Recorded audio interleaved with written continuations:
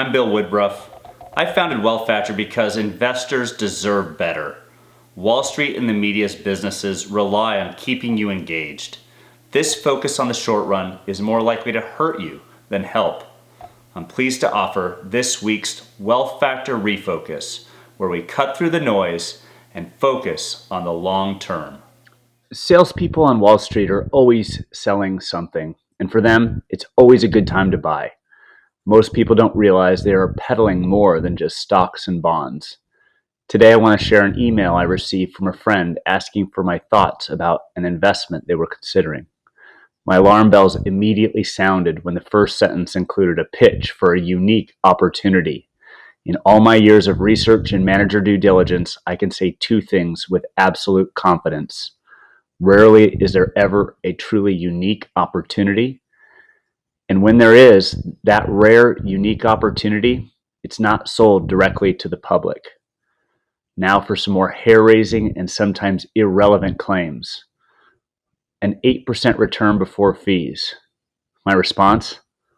So what? The net return your investors get after fees is the only relevant return. It's like reporting gross profit without mentioning expenses. This is critically important, and especially in a private fund structure such as the one being sold in this email. They also position the current environment as a good one, and that they are likely to get an additional 100 basis points in gross yield. This lacks so much context and perspective, it's both scary and sad.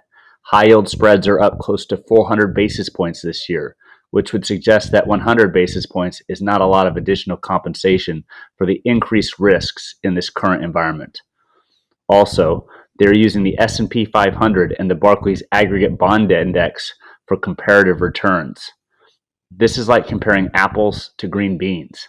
Neither of these indexes has a material likeness in investment strategy or underlying assets within this fund. Additionally, investing in something where the underlying borrower is willing to pay out a gross yield of 9% or more is risky. This is key.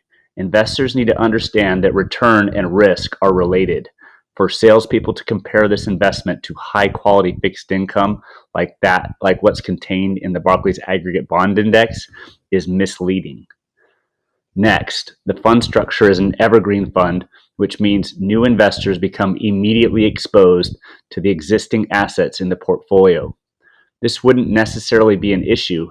However, we can see from their straight line performance reporting that they value their private notes at par value. This aspect is of critical importance.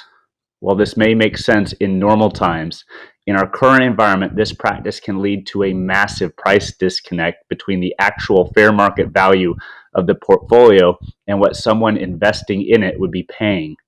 Buying into this fund today at no discount will likely benefit existing investors at the expense of new ones.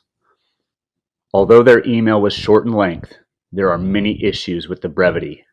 Beware of things that Wall Street says when they sell products, especially those that sound too good to be true and are overly simplistic.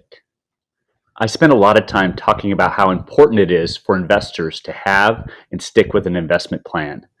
This illustration shows an analysis performed by a research company named Dalbar and compares asset class returns over a 20-year period, including those of the average investor. More than anything, this chart demonstrates how our emotions and tendencies lead to poor investment decisions. A properly crafted investment plan is a great tool for avoiding costly investment decisions. Large swings in asset prices, which are constant in public markets, lead to fear and greed and strong emotions. Statistics like this are a solid reminder that we need to put short-term emotion-driven decision-making aside and focus on the long term.